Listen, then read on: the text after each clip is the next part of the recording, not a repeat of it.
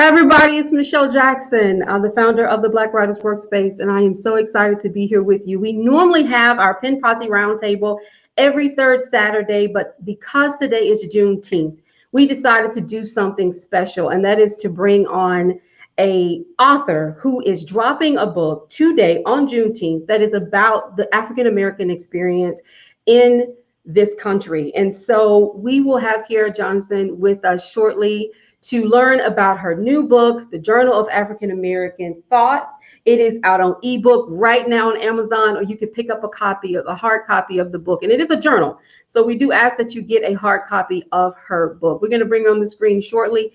But for now, I wanted to first and foremost thank you all for making the Black Writers Workspace a big success. We have 6,000 members on our private group. We have thousands of people following us on Instagram and on Twitter. We have a podcast. We are hosting virtual events.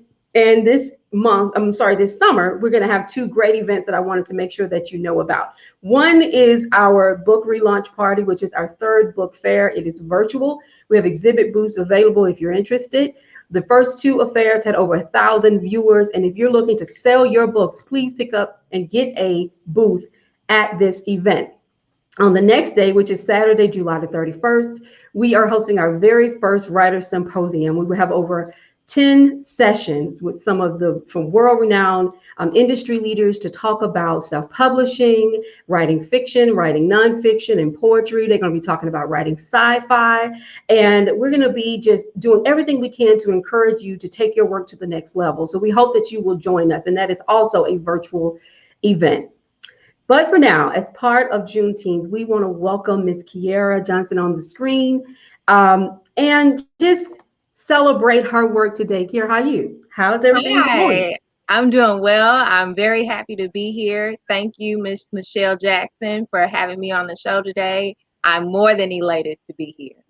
Excellent, excellent. So this is going to be on Facebook. We will have it on YouTube. We'll have clips of it on Instagram. It'll be on the podcast. We're just so excited to have this opportunity to talk with you about your new book.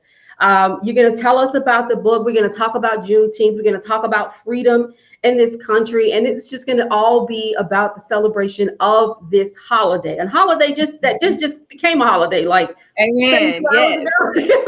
Right. So I really do appreciate you agreeing to be a part of this conversation and to take questions, because you have a very interesting story that I think we all can learn from. And so we do invite everyone to drop your questions in the comment area. We also ask that if you're watching us on Facebook, that you will go to either the Black Writers Workspace to continue to watch us, or better yet, go to my page, which is author Michelle D. Jackson. Find the link and share it on your page so we can optimize the number of people that can see this. So Kyerra, tell us about yourself and tell us about your work. Okay, so I always like to start with the fact that my name is Kyerra Johnson, and I am originally from East St. Louis, Illinois, and I'm very proud to say that the city of champions. Again, where I come from is a all African American city for the majority. I was born and raised there. Growing up in the city of East St. Louis, I was able to experience what Juneteenth ultimately could be considered all about, is understanding your Black history, knowing where you would come from. I went to schools that were named after Paul Laurence Dunbar, Miles Dewey Davis, Wybetta Hoover Young, and things like that. Very good examples to help me understand the roots in which where I would be coming from. Growing up in East St. Louis, Illinois, I was raised by my grandmother and my mother and father to begin with, both very educated people. I like to say my mother she really had the brains going for her.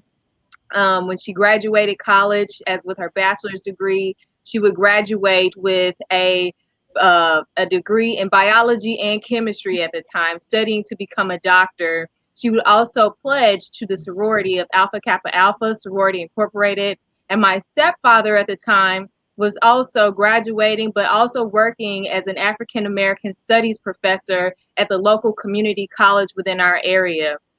And he too would pledge to the fraternity Phi Beta Sigma Fraternity Incorporated.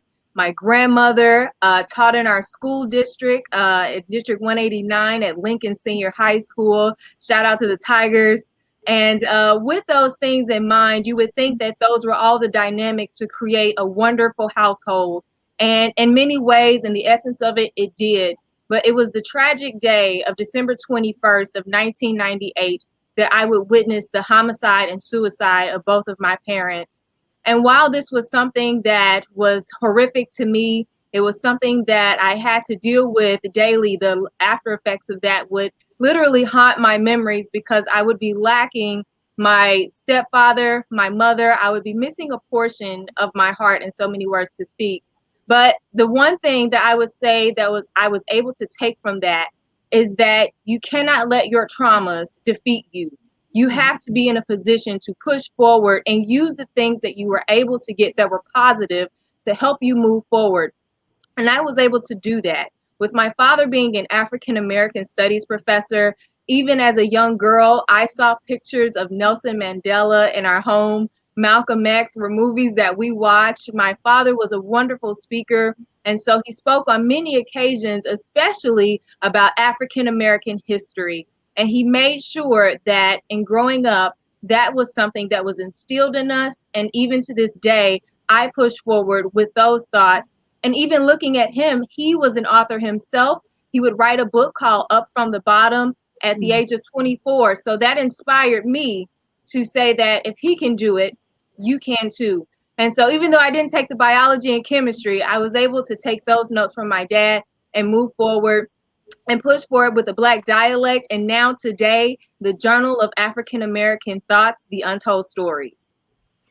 Wow, what an amazing story. And what's first and foremost, what makes it so amazing to me is to see the smile on your face, that you have been able to pull yourself up from a really tough situation, and you are continuing to carry their legacy without anger and without frustration, it appears. And I love that about you. Every interview I've seen when I was doing my background work on you, I saw that you have that capacity to move forward. You have that capacity to just keep going. And that really is what this day to me is all about. 400 years of slavery. I was reading that in 1860, there were 3.9 million slaves in America. And we were able to move ourselves out of a situation that was that horrific to something better. And that speaks to our culture. That speaks to who we are as a people. And so, when I hear about your story and I see that you have been able to find so much good in this and to move forward, and that you learn so much from your surrounding, your family, it is excellent. But it also makes me think about myself. I grew up not a middle class household, but I grew up in the projects. But I grew up across the street from an HBCU. So growing up, it was black all the time. I don't know if I could say it that way, but it was black all the time. And the high school I went to, we learned about Alice Walker and Maya Angelou and probably books that have been banned. We read those books. Our teachers were big on making sure that we appreciated our Blackness and growing our community. And so I grew up seeing the Kappas and the AKAs and the Qs. And, my husband is a lifetime member of KA Psi. And I tell you that when you grow up in that environment, it does instill so much greatness in you. You don't see yourself as being someone who can't do. You learn from the heartache of our ancestors and the things that they pushed through. I always think about Negro spirituals, that we were in the field singing these songs, because that shows the strength that we have. So talk to us. I know you have more going on than just, you're writing books. You are doing so much work in the community. But before we get into the book itself, I wanted to learn a little bit more about your nonprofit, because I think that, in addition to your experiences growing up, play a big role in the books that you're writing. Talk to us about your nonprofit. So just moving forward, we will be a nonprofit. Right now, we are still working towards that. We have been working for a long time just to make sure that we still build that foundation within the community. My organization is called We Speak Foundation. And originally, it started off in about 2011 as me just going around wanting to be able to speak to people and tell my story. But I found that that was not enough. It was not enough for me to just be able to talk, because that was not grabbing the attention that I needed at the time. So I was in college where I thought that at the University of South Alabama, where I thought that I was going to be a journalism major, right? I thought that this was what I was going to do with my life. And I was kind of confused by it because I didn't know exactly how I would work in journalism right out of college. You know, I was kind of confused by that. And so I went to a seminar from a honor society that I was being inducted into, and there was a series of speakers that we had to listen to. One of the speakers said that your passion is what keeps you up at night. Mm-hmm. Your passion is when you cannot sleep and you're still thinking about what you can do to solve a problem or issue, whatever it may be. That is your passion. And I literally went to my room, my dorm room that night, and I was thinking, what is my passion? I do like to talk, but talk about what? What am I going to be doing with this conversation? And I went on the news. I went to KMOV.com, the news station back home, to find out that a young man that played next door to me actually ended up being killed. And I didn't want to believe it. So I went on Facebook and I saw that it was indeed this person that was shot and killed. It was recently that he was released from jail, where he stated that he was going to move away and he was going to move with his father, work with construction. He had a daughter on the way. And for me, in my mind, I was like, wow, the system does work. Look at this young man. Like, he has all of these ideas about moving forward with his life because he does not want to go back. Great. Well, his life was cut short in his own community. And that's what kept me up at night. I did not understand why the men, even in the young ladies, but why the young men, especially in my community, continued to die. And it felt like no one really cared about it.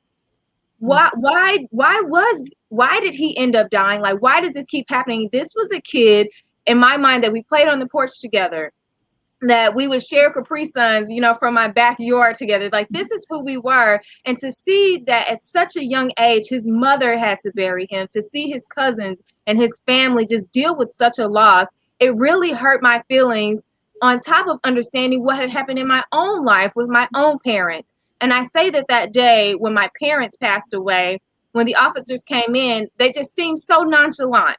Like, this happens all the time. And I thought that was nonsense in my mind. And so I thought that I could do something that I was able to do as a child.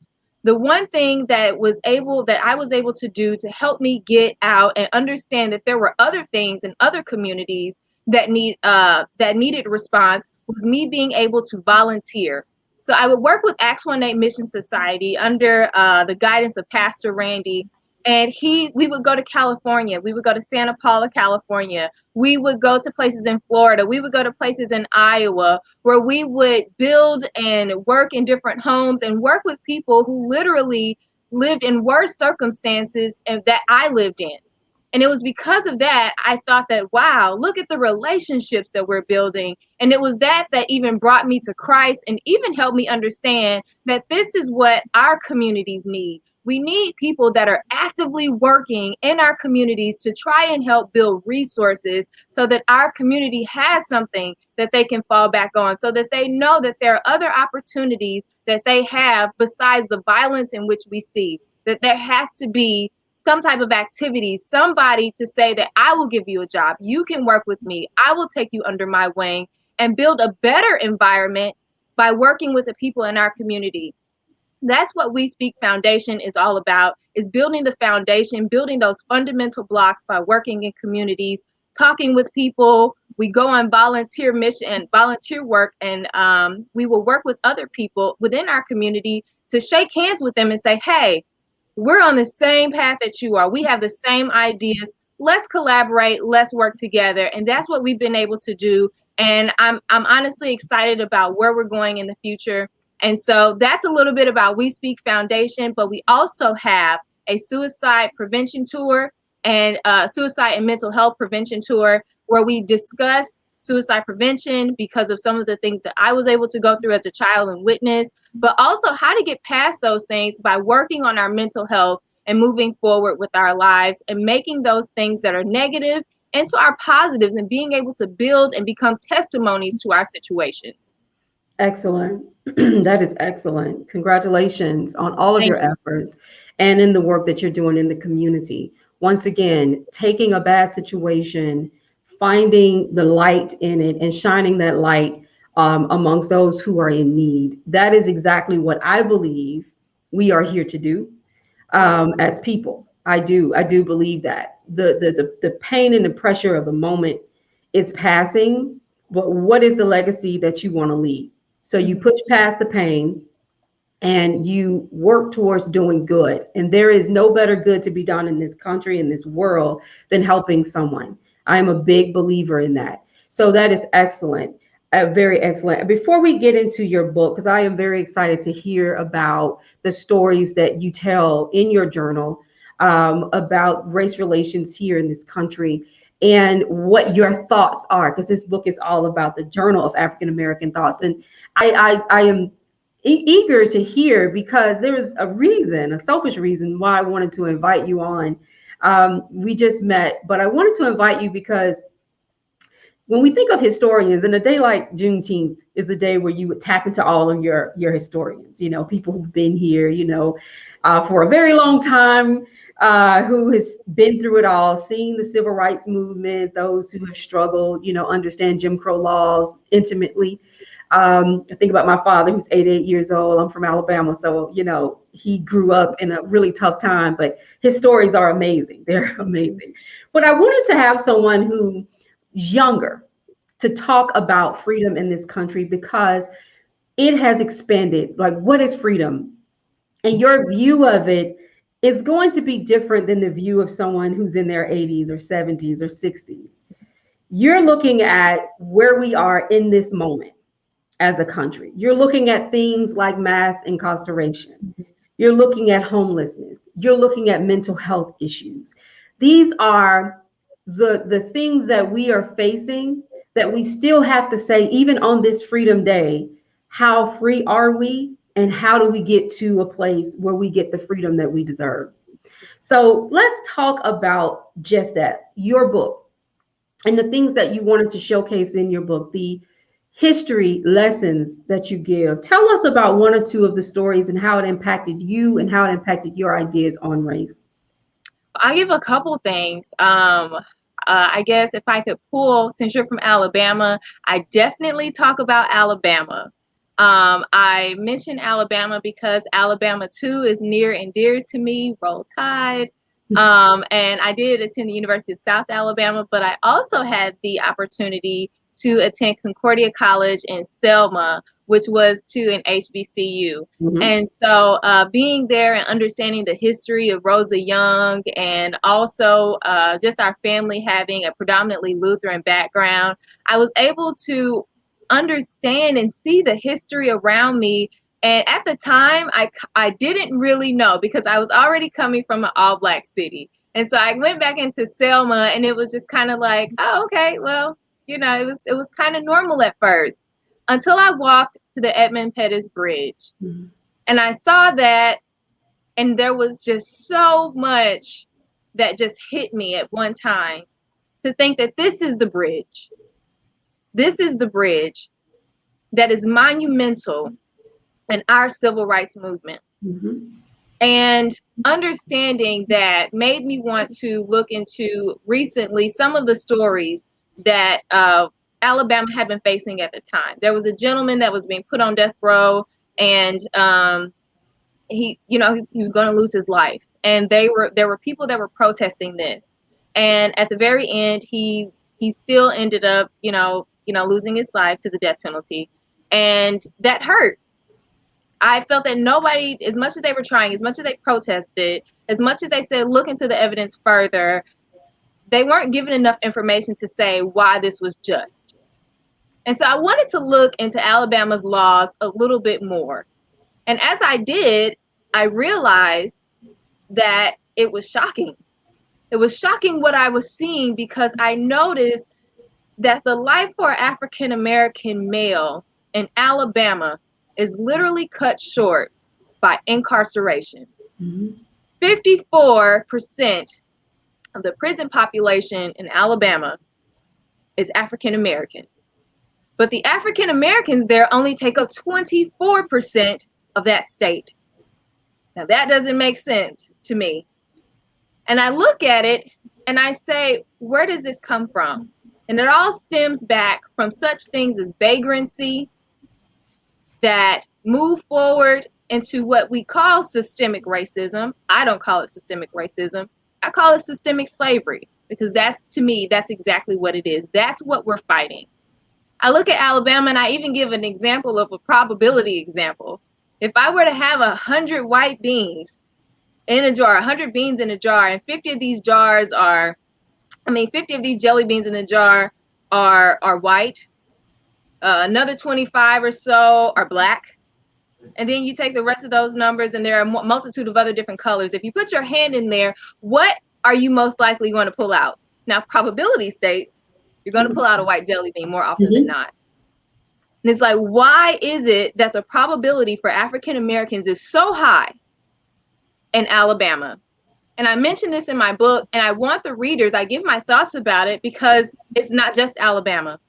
And I think about even one other statistic that's absolutely daunting, is that their incarceration rate is higher in the US and that of NATO.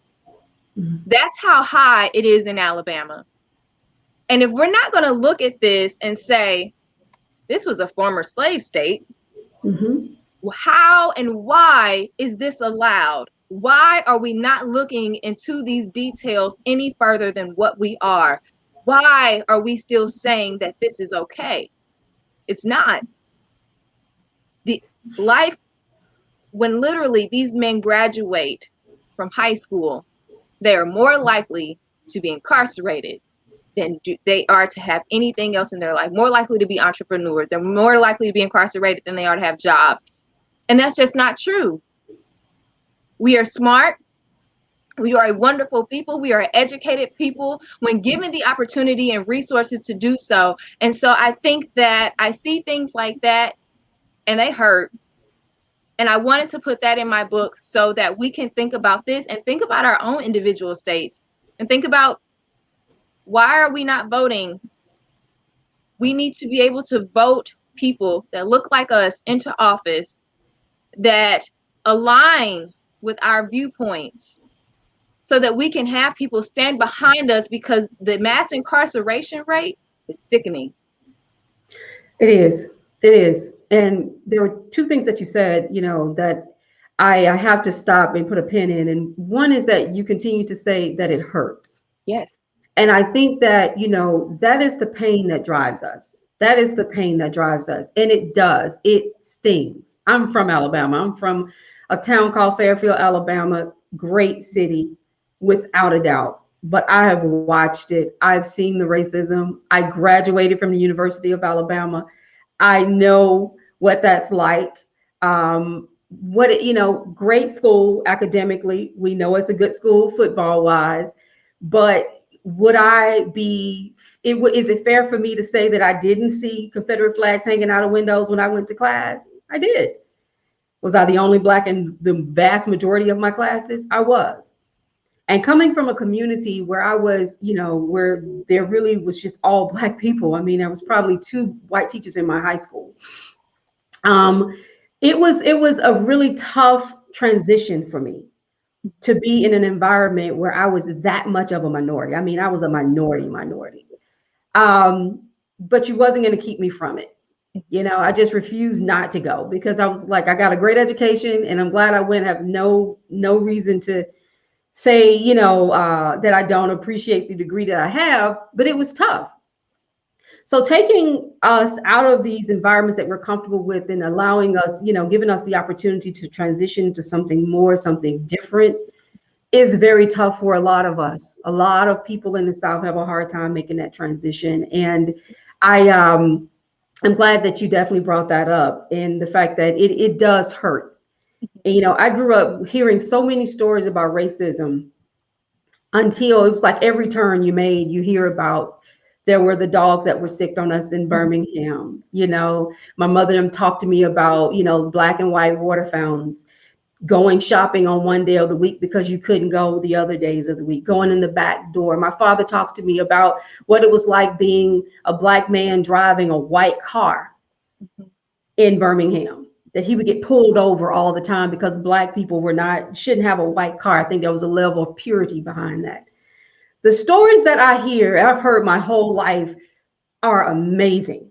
They're devastating, and it hurts. It does. It hurts. It's like we overcame so much of that, but we still have a really, really long way to go. Something else you said was about other states. I'm a military wife. My husband is a retired soldier. So I live in New Orleans now. I've lived in Baltimore. I've lived in Pittsburgh. I've lived in Atlanta. And I can tell you that in the South, I really believe, you know, we have had to face the racism, look it in the eye, you know, and deal with it. But there are so many cities in the Midwest. Mm-hmm. There are so many cities up and down the East Coast where there's this idea that because it's not located in the South, Mm-hmm. that racism is not what is driving so much of what's happening within that city. What it drives it in so many ways. It's so systemic that is impacting who gets the jobs, who gets in the good neighborhoods, you know, who's getting the loans, who's getting the money to start a business, all these different things. And so I've seen it, you know, very recently living, especially in the area in Pittsburgh, where there was just a great deal of segregation. And so it's really impacting all of our cities in many ways. There's always the talk, and there should be always talk about what happens here in the South, because this is where the slave trade was so dominant. But we cannot forget all the cities that are being impacted by systemic racism. So that is great that you brought that up. So your own city, you talk about East St. Louis and some of the things, the race riots. Tell us about that. Wow. So that story is very near and dear to me, specifically because my great grandmother was born July 2nd of 1917, which is the day of the East St. Louis race riot. And she lived until about 84 years old. Her name is Georgie May. And I would always hear my grandmother tell me stories about her, like, you know, her mother being in labor during that day and delivering a child during this race riot. And the story behind the East St. Louis race riot is just like many other states that accumulated a lot of African American migrants.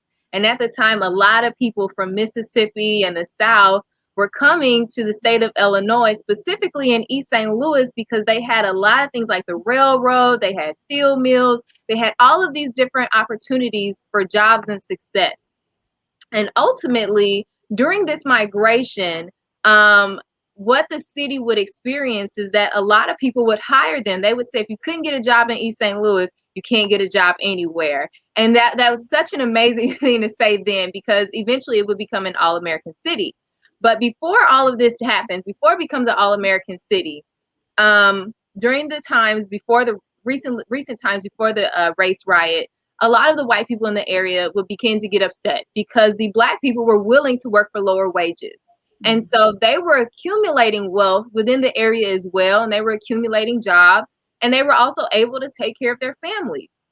Well, this created a lot of tension within the area at the time. And so what would happen is that there was a drive-by shooting in one of the communities by one of the white gentlemen in there, said to be in an undercover car at the time, where there was actually a police officer and another person in the car.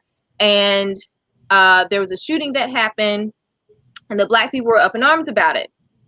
So they were kind of looking out for who this person was. And it happened again, and they saw this undercover car that looked similar to that same car, and an African American ended up shooting into that car and actually killing that person, which was the undercover cop. And so there was an uproar. The cities were burned, churches were burned. They say at the time only about 100 or so African Americans were killed during the race riot, which we know is not true. a lot of people, the National Guard would come in to try to help, which they did not. They essentially just stood by and watched the city burn to the ground, as many others would try and cross over into St. Louis, where they would shut down the bridge. Many tried to cross into the Mississippi River into St. Louis, which is literally about 10 minutes away from East St. Louis. If you're right there at the bridge, it's about 5 minutes going across the bridge. And so there were lives lost going across, just trying to get away. In churches, there were many women actually that were talked about for how angry the white women they were, how angry they were, and the things that they were doing. They were snatching babies. They were scalping women. I mean, just all kind of things. It was horrific in what was happening. And to have known that my great grandmother could have been born in such a time, on such a day, is like, I'm happy. I'm so happy. You know, it could bring me to tears, but I'm very happy that she was able to live and be able to talk about that experience. But wow, what an experience for her mother, my great-great-grandmother at the time, would have to have experienced. And then to think about what it did for our city after that. Now, I say that we became an all-American city, but that did not stop the segregation in the city at the time. That was still up and going. And eventually what happened to a lot of cities, African-American cities that are all African-American now, is white flight. So many white people left the city mills, left all of the infrastructure, left many of the things that they owned to move to neighboring cities or wherever they would go. They would move and leave it all to the African-Americans, leaving our town essentially poor and destitute. We lacked resources. There were not a lot of jobs there anymore, if any jobs, just a few. And what would happen is that our city was no longer able to build the revenue, build the resources anymore. And what we would have to do is work in places outside of our own community. And imagine how hard that is, like a city that's like I say in the book, a city that continues to fight to keep the lights on in so many ways, or so many words to say, because it's an amazing city when you think about who comes from this city. And I say Jackie Joyner-Kersee, the greatest female athlete, Al Joyner, Miles Davis, Don Harper Nelson, Darius Miles, Reginald Petty, Eugene Redmond, I mean, Catherine Dunham, the list goes on of the many champions that were able to still shine despite the many triumphs that this city has had to face. So I'm very proud to have come from East St. Louis, be proud to wear my orange and blue as a flyer, and be proud of what we have still been able to overcome, because we're still able to fight past many of the things that, when essentially I would say we were left for dead, but we refused to die. We are a city that indeed survived. Absolutely. And that is the story of Juneteenth, because that is it. That is what this day is about. It is about the fight. You know, we survived as a people horrific times. And when you think about that, the path to freedom still has not been met. We are still on the path to freedom. When you talk about what happened in East St. Louis, when we talk about Tulsa Massacre, when we talk about, the Edmund Pettus Bridge in Selma, when we talk about, what happened to Dr. King and what happened to Malcolm X, and, and all these things that we have had to endure, and we're still here. We are magical people. And I want us to believe that and know that, because that is strength that is beyond anything else. So many of our cities, predominantly Black cities, are struggling because of systemic racism. And, but there are still so many people out there who don't even want to admit that systemic racism exists. We always talk about starting the conversation. We need to have a conversation. In your opinion, how do we start this conversation about race? Where do we start it if we're looking to be honest, to be real about our past, our history, and how do we even start the healing process? I think that, and I know you're an author as well, but we have to write about it. We have to write about these issues, but not only that, we have to go back to some of the basics that we have to. Technology is a great resource in so many ways. And because you have technology, you can go and get a list of the representatives who represent your state and start writing your local congressman, start writing your senator, start writing the president, start writing these people, because one of the Miss Opal, which is amazing, she wanted to get somebody's attention. Imagine the amount of attention we will get if we begin to write these issues and say, hey, this is what our community faces. The environmental racism is something that we're facing. All of these issues, the housing crisis, all of these issues, start writing to the people that represent where you live. And if you don't get any feedback, then that's where you start getting out your right to vote. There is nothing that will be able to stop you from the right to vote. I don't care. What happened in Selma was something that was really amazing to me in 2008, where they literally brought buses to come by the school and take us to the polls. If you have to go pick somebody up, that's right, you bring them to the polls to say that, hey, we need to change this. We need to change our environment. And if your local leaders, I know a lot of the times we suffer with the politics of our own communities. And what we need to understand is that it's what's in a name. You know, a lot of the times we get stuck on names and we'll say, well, this person has always been in office. Well, that doesn't mean anything if the job is not being done. You need to go out and you need to say, hey, I love you. You still work in the community. We can still get this job done, but we need somebody else because we need leadership. And it doesn't always have to start with you necessarily having somebody in office. It starts with you. I always say, no matter who your president is, it doesn't stop you from picking up the trash in the person next door to you, their yard. You can still pick it up and you can still work. It's all about us and us taking the initiative. And I talk about leadership as well in my book, because I want people to understand that it starts with you. And even if you look odd doing it, that's okay, because you're standing up for something. And that's where the conversation will begin. You saw what happened with George Floyd. You saw what happened with Breonna Taylor. We got in the streets and we let them know what we felt like. And here we are on Juneteenth today. Imagine what you did. Imagine what you would do if you started writing and you start getting out in the streets about everything else. The same results will happen, I guarantee, but it's consistency. And we have to be able to be leaders in our communities and not be afraid of that. I love that you bring this back to us. You didn't start by saying they need to do this. You started out saying we need to do this. And I 100% agree. The racism that exists in this country has been here forever. And so it is so ingrained. I'm a corporate girl, so I have watched racism at a level. I've seen people not be promoted because of the color of their skin. I have seen people be mistreated. I've seen communities be overlooked.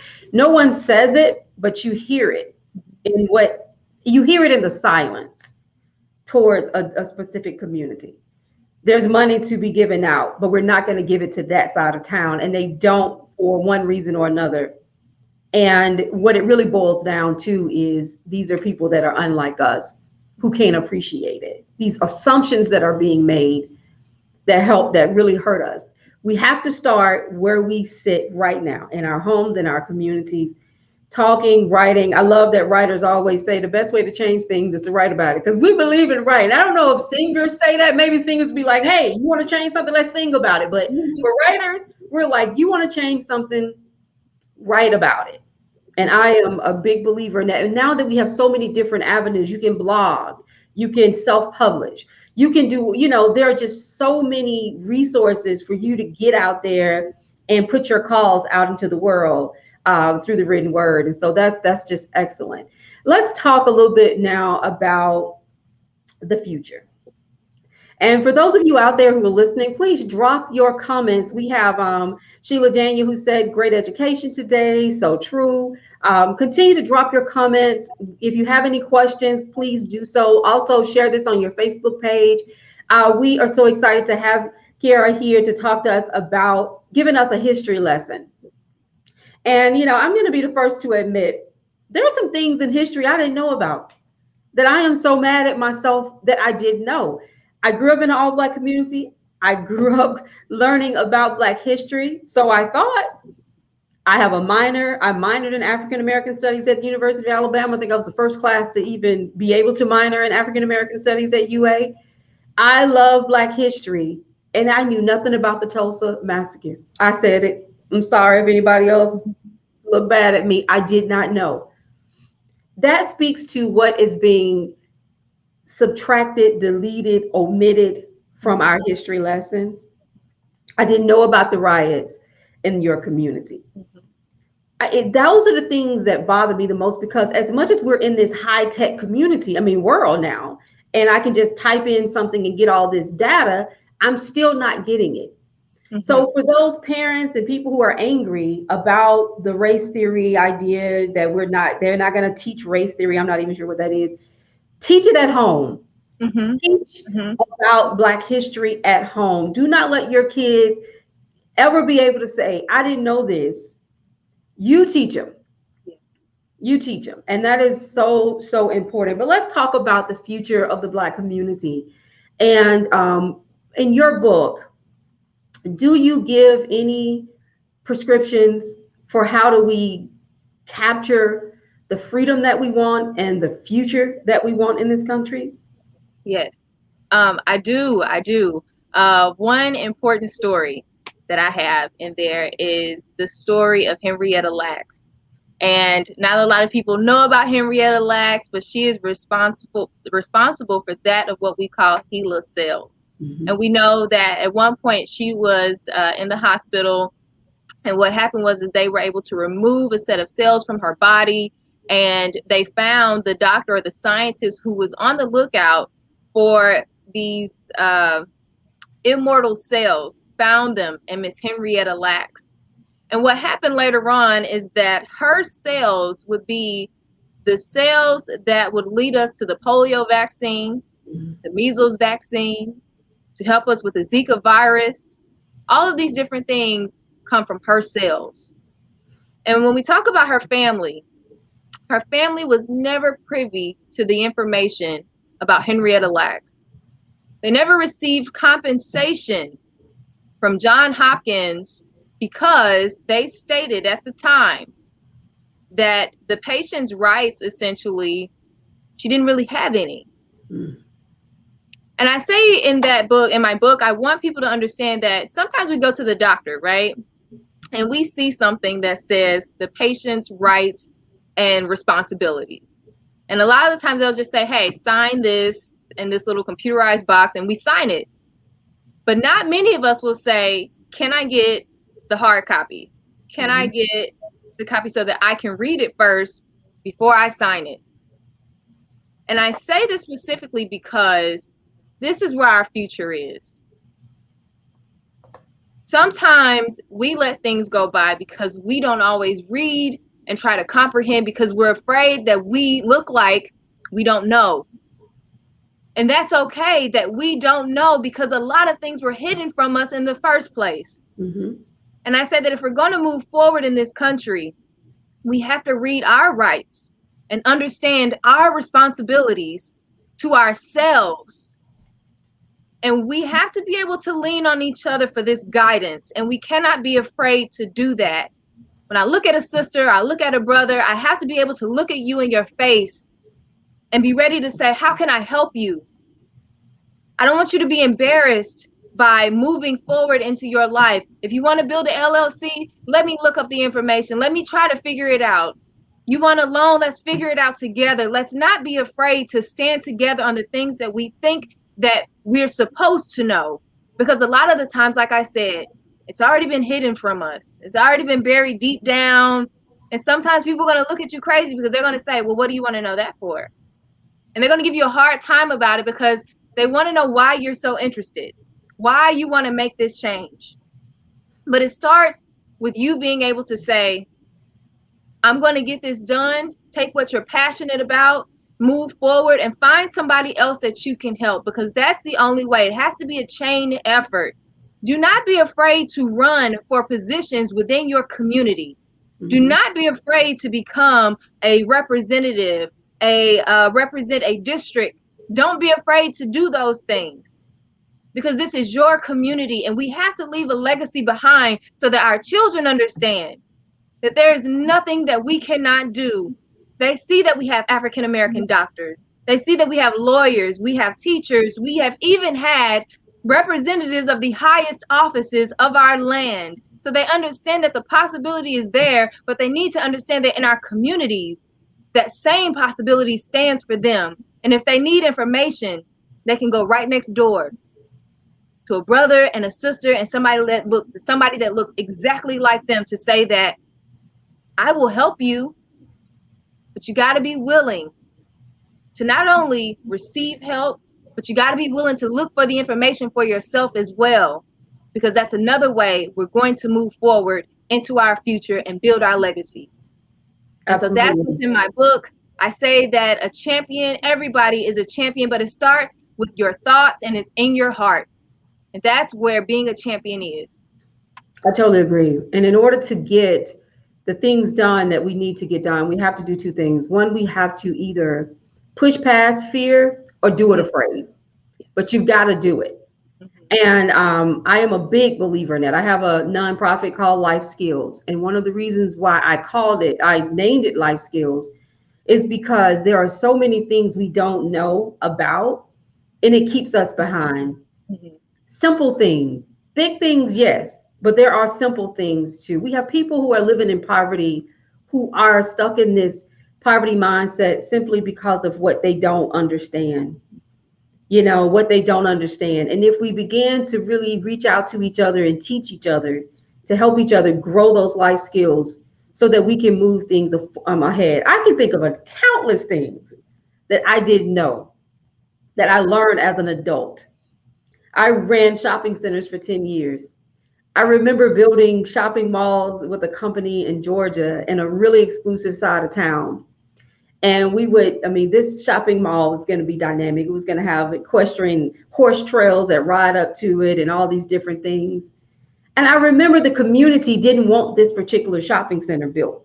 So they came out and they protested, and they went and they actually would fight against everything. If you're going to build it, then we want to be able to say what is going in, what type of shops will be there, what type of glass you're going to use on the windows, how tall the light poles are.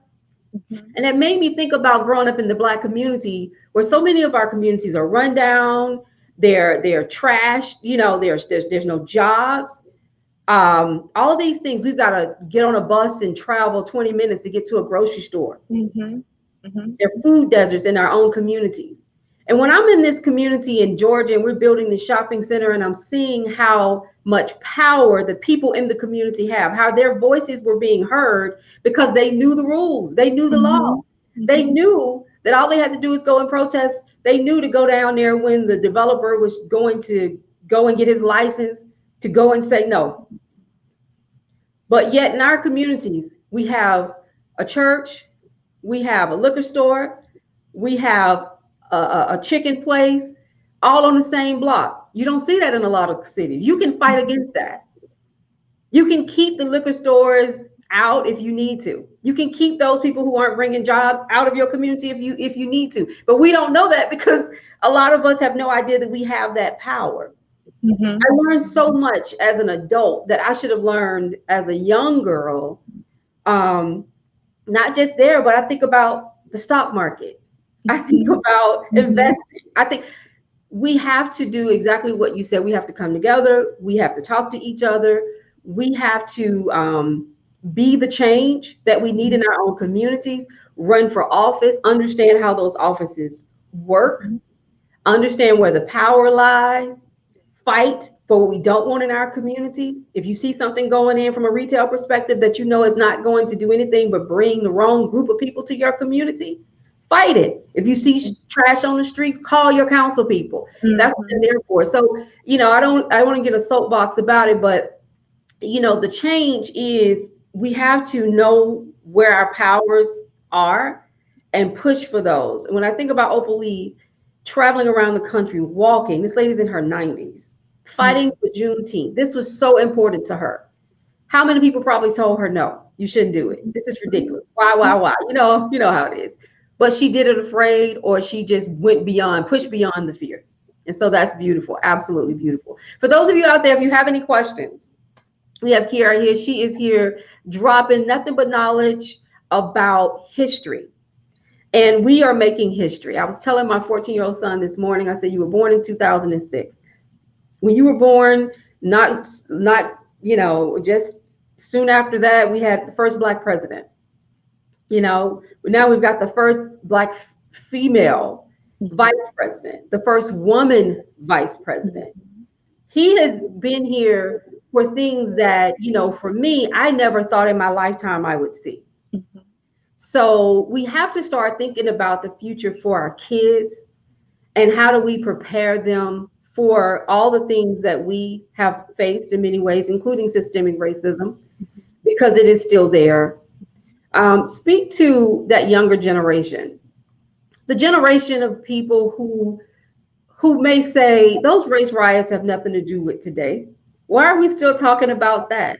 What do you say to them about the legacy of people like Opal Lee? What do you say to them about, what you've learned in this book and how impactful it should be on their lives to keep them engaged and wanting to hear about their history?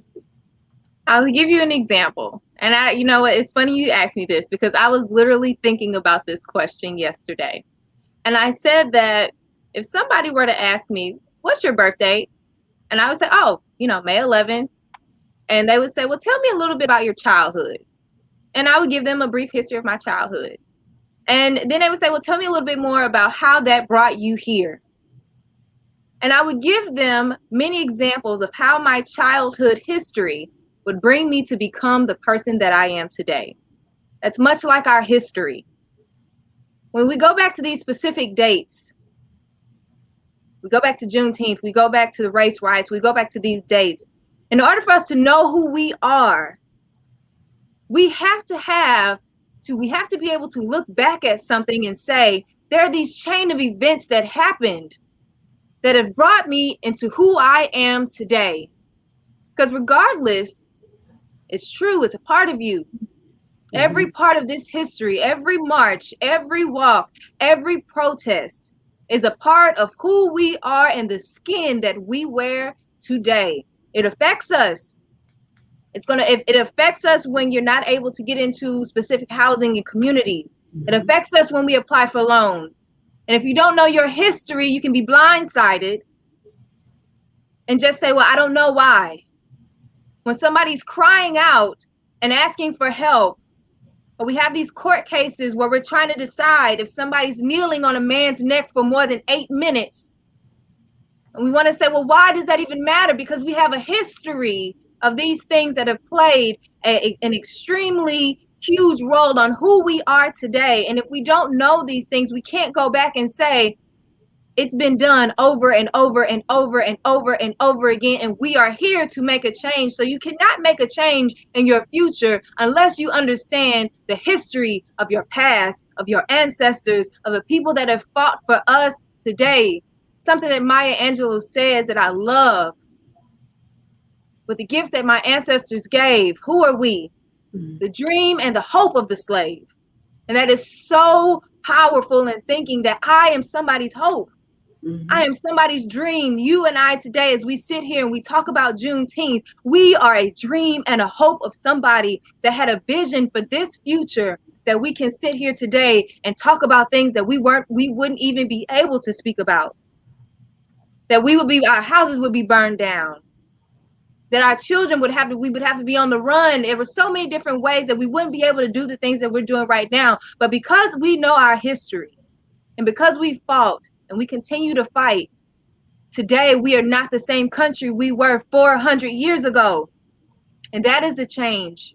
that our future has to be able to understand, and that the children today need to understand that understanding all of that history is so important for you to understand who you are and make these continuing changes. So in another 400 years, those that question will say, why? And you'll be able to say, because of this. You said a mouthful. You said a mouthful, and you said it so wonderfully. And I'm so happy that I asked you to be on this podcast. I'm going to pat myself on the back for this one. Okay. I'm just going to do that. But I'm so happy because you are saying everything that needs to be said on the day we all need to hear it. When I heard about the Juneteenth holiday being, approved in the Congress, I was a little like, where did this come from? And I literally felt that way because it just, I know it didn't come out of nowhere, but it felt so like, wow, we are getting a holiday to celebrate the end of the most horrific experience I think any people on this soil has ever experienced. And we are the dreams of those slaves. And you have to think about who are those slaves? Who were they? And how tough were they? Pulled away from their families, had to separate from their children, from their spouses, being somewhere, being forced to take care of other people's families, killed, beat, raped. I know there are a lot of people out there who don't want to talk about Juneteenth because it probably feels overwhelming to them. It feels like we're pointing the finger and we're angry. But one thing about us as a culture, we're not angry. I don't think we're not as angry as you think. We have forgiven. We had to. We had no choice in many ways. But we're never going to forget. Mm-hmm. We should never forget. And we have been able to transform or transfer that anger that we may have in our heart into something bigger and better. And the fact that when I think about, I don't even know my ancestors and where they were on this, in this country, what land that they told. But when I think about my life, I want it to be a legacy lived in remembrance and in appreciation and in celebration of them. So excellent, excellent, excellent. Any questions out there for us? Because one thing I love about this is our platform. We're at 57 minutes. We can go longer. I love this conversation. Is there anything else you want to talk about your book?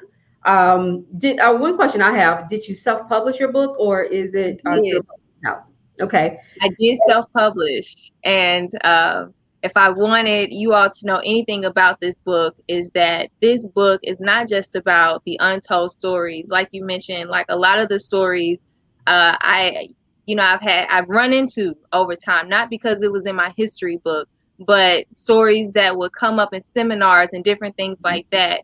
And so a lot of these things, when we question the mortality rate in our country, like I give the history to that, different things like that.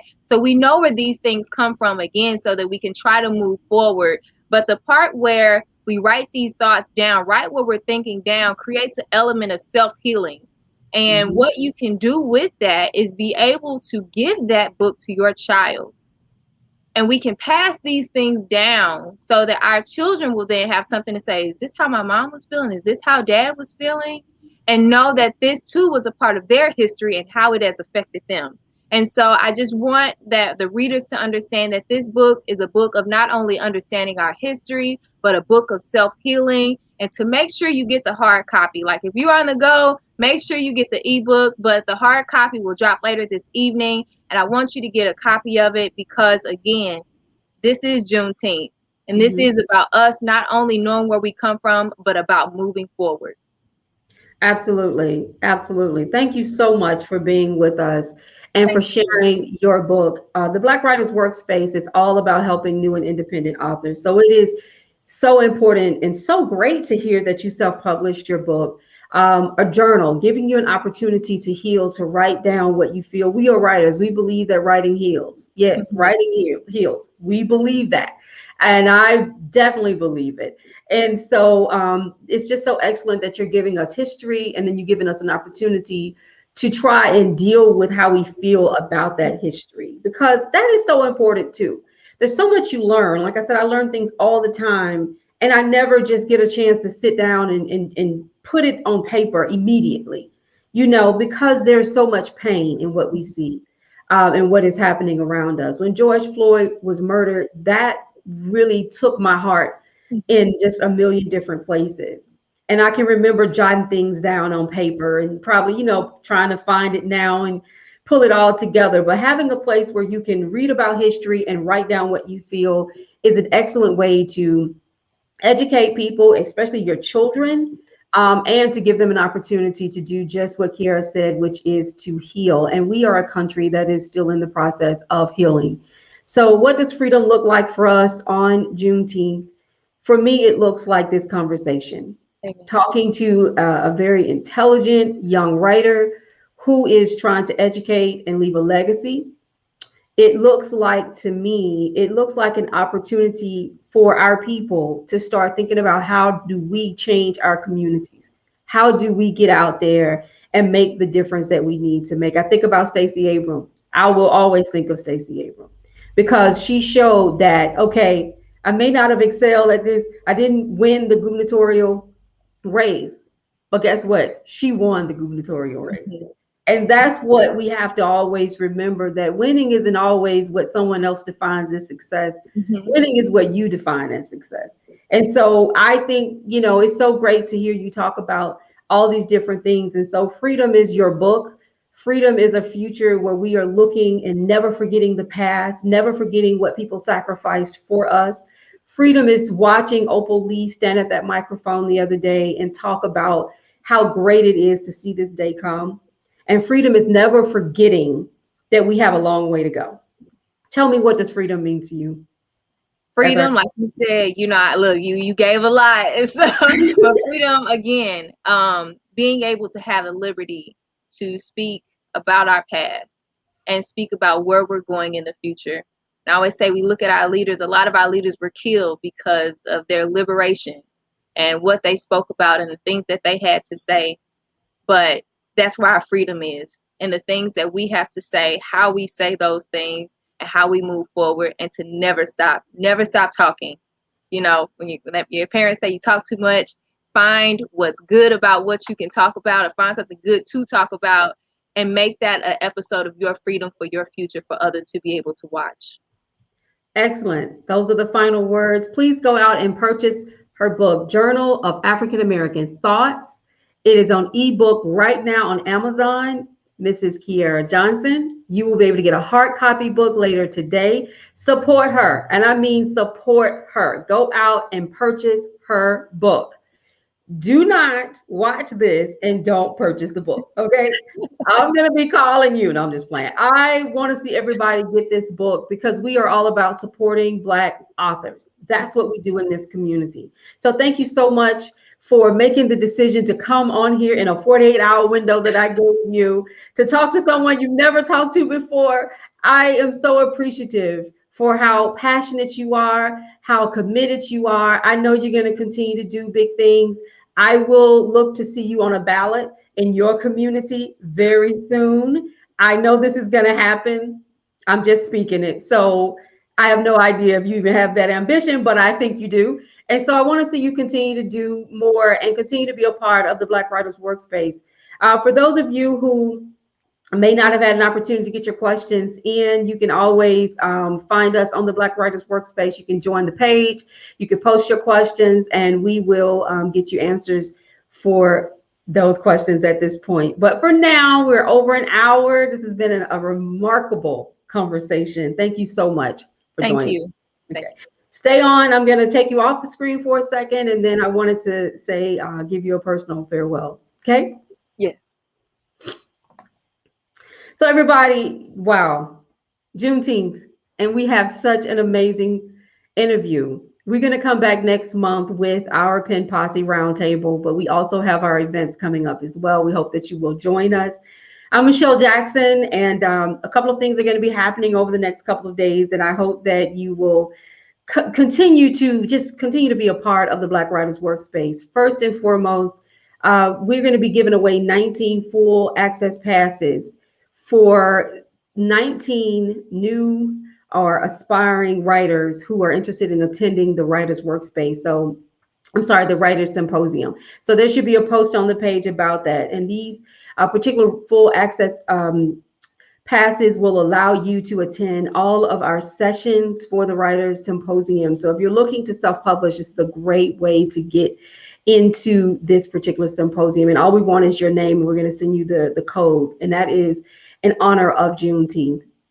Secondly, we're going to be putting some information out in a couple of days about registering to be interviewed by me. So there are a lot of interviews that we do. We do not charge for most of those. We do have a package if you're looking to do some paid promotion. However, we select our authors based on their books and the topics, as well as based on their ability to really communicate with us well about what they're writing about and the future of writing and how they publish, which is very important. So please look for that on the page as well, where you can register for a future interview.